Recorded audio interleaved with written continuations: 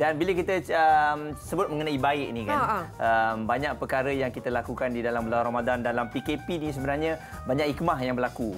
Dan kalau ialah kita semua sedia maklum, dalam bulan Ramadan ni kita memang boleh banyakkan baca Al-Quran, jadikan sebagai teman kita. Sebab keberkatan baca Al-Quran ni bulan Ramadan ni kan berlipat kali ganda. Akan tetapi untuk mereka yang baru saja nak belajar balik ataupun tak malu-malu ataupun tak segan-segan nak bagi tahu mereka ni memang baca pun masih lagi perlahan. Bertatih-tatih katanya merangkak. Sebenarnya satu usaha yang sangat bagus. At least kita bermula daripada langsung tak buat. Betul. Dan sebenarnya kalau ikutkan Muaz memang pahala dia berganda lagi untuk orang yang struggle untuk belajar membaca. Tapi kita nak bercakap dengan seseorang yang mungkin lebih arif, yang boleh kongsi dengan kita tentang hari ini, keistimewaan kita sebab kita menyambut Nuzul Quran kan. Jadi kita bersama dengan Datuk Dr. Haji Zahazan Muhammad. Assalamualaikum. Waalaikumsalam warahmatullahi wabarakatuh. Itu dia Muaz. Pagi-pagi dah bersedia nak jawab dengan soalan-soalan kita ni. Betul. Terima kasih Datuk. Selamat berpuasa. Salam Nuzul Quran juga. Dan terima kasih Muaz dan juga Daya. Bila kita sebut mengenai Nuzul Quran ni, mungkin kalau kita lihat rasa cinta, rasa sayang dalam tahun yang berbeza, 2020, pastinya sambutan Nuzul Quran ataupun kita hari ini kan berlainan daripada seperti biasa. Jadi mungkin Datuk boleh kongsikan bagaimana agaknya nak bersesuaian ataupun dalam tahun ini Al-Quran ini kita kena sentiasa jadikan sebagai pedoman kita. Silakan Datuk. Muaz dan juga Daya, para penonton yang dimuliakan Allah sekalian, Ibu Ayah. Sebenarnya kalau kita perhatikan dalam hidup ni, Quran menjadi panduan, bimbingan, nur Allah sebut dalam ayat-ayatnya. Jadi bila datang bulan Ramadan, satu manifestasi syukur kepada Allah itu kerana bulan Ramadan telah pun diturunkan Al-Quran. Syahrul Ramadan allazi unzila fihi Al-Quran hudan linnasi wa bayyinatin minal huda wal furqan. Bulan Ramadan adalah bulan diturunkan padanya Al-Quran. Jadi sebagai tanda syukur pada Allah SWT di atas nikmat, bimbingan, panduan yang menyebabkan kita ada nur ni tadi, ibarat kalau kita jalan waktu malam kan, Muaz dengan Daya. Cuba kita bayangkan.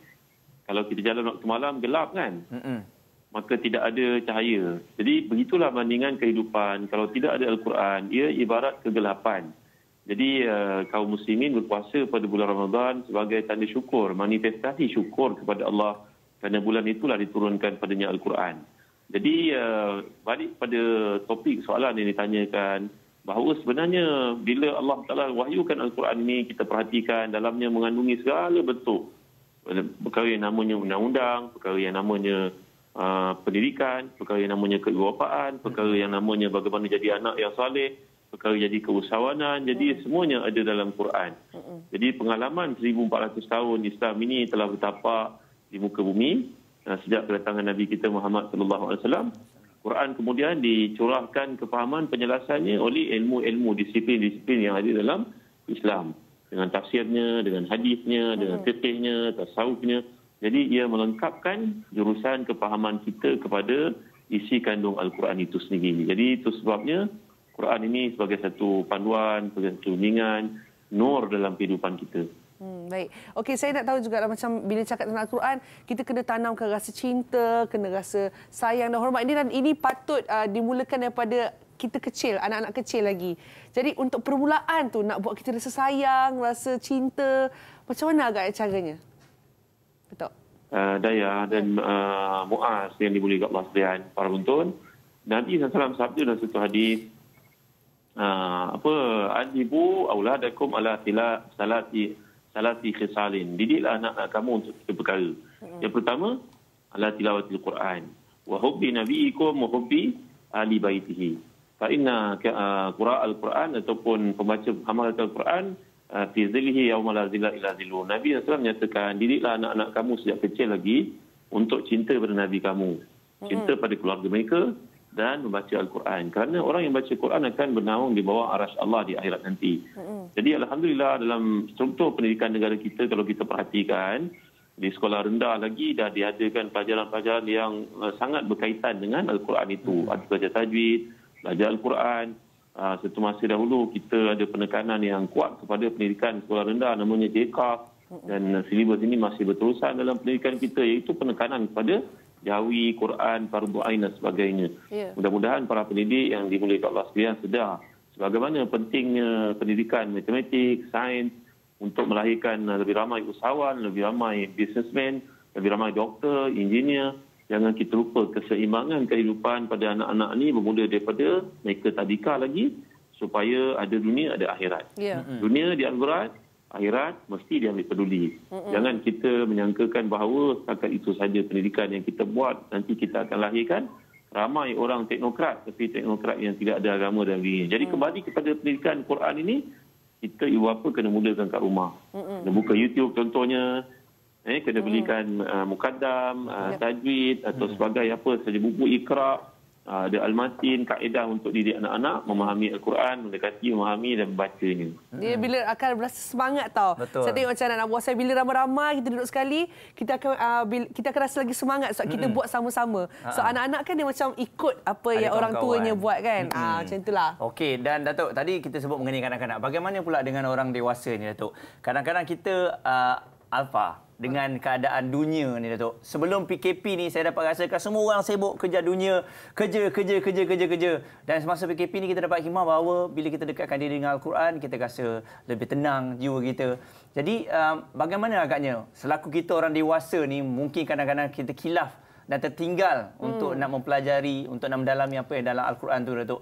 Macam mana kita nak datangkan diri kita kekuatan untuk nak jadikan Al-Quran ni sebagai panduan kita Datuk? Masya Allah, di atas segala benda yang berlaku ni Muaz ada hikmahnya ya.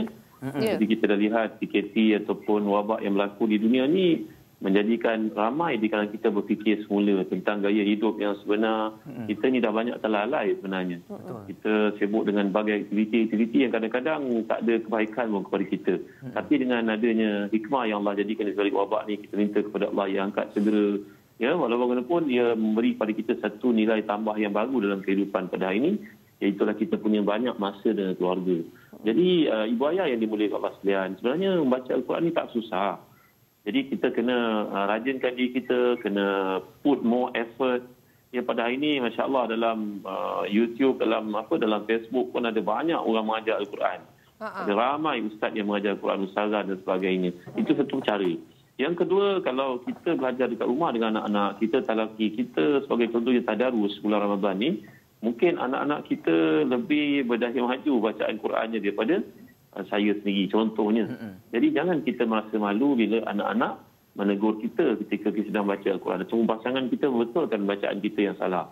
Jadi nasihat saya kepada semua umat Islam di luar, mazal al-insan yata'allam fa idza da'al ilma faqad jahil. Kata Abu Hanifah, seorang itu sentiasa belajar. Dan jangan sekali-kala dia merasakan dia sudah pandai. Bila dia merasakan dia sudah pandai, sebenarnya dia lah orang paling jahil. Jadi pembelajaran ini berlaku dalam berbagai-bagai format. Secara online-nya, mungkin orang keliling kitanya. Jadi ambillah peluang untuk kita memperdalamkan, memperbetulkan, memperbaiki bacaan Quran kita dengan lingkungan yang kita ada. Jangan rasa malu untuk belajar walaupun kita sudah berusia. Ya, betul. Saya pun setuju. Sebelum ni macam semua orang macam malu-malu lagi. Lagi-lagi kan Datuk, kalau orang kata sekarang banyak buat live kan, kita nak belajar Al-Quran dan sebagainya. Hari itu saya mengakulah saya pun malu juga. Macam ya Allah, malunya nak baca live, kita ni mengangkat-angkat baca kan. Tengok, tapi sebenarnya bila kita belajar macam tu, orang rasa sebenarnya ramai orang yang cuba nak belajar juga. Tapi lama-lama malu tu rasa macam apa nak malu, kita belajar Al-Quran kan. Betul. Dan dalam era yang sekarang ni macam kita tahu semua orang banyak yang tertekan Datuk, yang dalam musim pandemik ni, mungkin ada apa-apa ayat ataupun doa daripada Al-Quran yang Datuk boleh kongsikan untuk kita hadapi musibah sekarang ni? Muaz dan juga Dayah serta para penonton yang dimuliakan Allah sekalian. Kita lihat seruan Al-Quran ni. Quran ni dia punya maqasid, dia punya tema. Dan dikatakan oleh para ulama, sebenarnya kalau kau perhatikan, malam yang diturunkan Quran jadi malam yang paling utama di sisi Allah, namanya malam Qadar. Ya, setengah ulama mengatakan 17 Ramadan, tapi yang tepatnya adalah berlaku pada 24 Ramadan dan sebagian mereka mengatakan jadi malam-malam nuzul Quran. Jadi malam itu jadi malam paling utama kerana turunnya Quran. Dan malaikat yang membawa Al-Quran itu jadi malaikat yang paling utama, namanya Jibril. Dan Nabi yang menerima Al-Quran itu jadi Nabi yang paling hebat, Nabi Muhammad SAW. Jadi kalau kita punya masa untuk baca Quran bersungguh-sungguh, kita akan jadi insan yang paling hebat. Sebagaimana kehebatan diberikan oleh Allah kepada makhluk yang lain. Malam, malaikat, Nabi, insya-Allah kita pun akan jadi paling hebat. Jadi dalam Quran ini kalau kita lihat, ada banyak doa. Antara doa yang diajar kita untuk membacanya, ayat ke-200 surah Al-Baqarah, bila Allah menceritakan, wa minhum may yaqulu rabbana atina fid dunya hasanah wa fil akhirati hasanah wa qina azabannar. Allah mengajar kita ada banyak doa. Antara doa ni doa yang penting, iaitu hendaklah kita ni sentiasa mengucapkan, ya Allah, beri pada aku kebaikan dunia, berilah kepada aku kebaikan akhirat, dan peliharalah aku dari neraka jahanam. Jadi ini doa ni tolong jangan tinggal, tuan-tuan dimuliakan Allah sekalian. Ada seorang ulama bila orang panggil baca doa selamat, dia seorang guru pondok. Maka orang menyangkakan dia baca doa selamat panjang lebar macam kebanyakan imam lah. Tiba-tiba bila dia diamanahkan baca doa tu jadi baca. Rabbana atina fid dunya hasanah wa fil akhirati hasanah wa qina azabannar. Kerana kalau kita memahami konteks dalamnya, ia mengandungi makna yang mendalam. Ya Allah, beri pada aku kebaikan dunia. Ya Allah, beri pada aku kebaikan akhirat, dan peliharalah aku dari neraka jahanam. Jadi ini antara tema utama Quran. Doa yang kita kena amalkan. Lagi doa untuk ibu bapa. Kita mungkin menyambut Hari Ibu, kena ingat bahawa sentiasa ayat Quran yang menyentuh kewajipan beribadah kepada Allah akan disertai dengan kewajipan buat baik kepada ibu bapa, walaupun ibu bapa itu bukan Islam. Contohnya dalam surah Luqman, bila Allah menceritakan, wasahibuhuma fid dunya ma'rufa, buat baik kepada ibu bapa kamu walaupun mereka itu bukan Islam. Kawan dengan mereka. Sahabat macam mana? Kita dengar, kita ambil perhatian, kita jumpa, kita lepak, kita sembang. Jadi mesti ada peluang buat begitu pada ibu bapa, selari dengan inti tema Al-Quran yang kita sedang sambut waktunya sekarang menurut Al-Quran. Dan kita selaraskan, kena ingat, ibu ayah adalah satu komponen yang sangat penting dalam kejadian kita di muka bumi. Itulah seruan Quran kalau kita lihat. Alhamdulillah. Baik, sekali lagi terima kasih Dato' Dr. Haji Zahazan Muhammad di atas perkongsian itu tadi. InsyaAllah kita akan gunakan sebaik mungkin waktu yang ada ni. Terima kasih, Dato'. Terima kasih. Baik. Selamat puasa, selamat menyambut sekadar. Sama-sama. Assalamualaikum warahmatullahi wabarakatuh. Salam. Tu saya rasa kita selalu baca tau. Rabbana atina fid dunya hasanah wa fil akhirati hasanah wa qina azabannar. Tapi maksud tu tuan kata bila kita faham maksud tu, kita akan lagi macam, oh okey, kita lagi cinta. Macam itulah, samalah Al-Quran pun sama. Okey.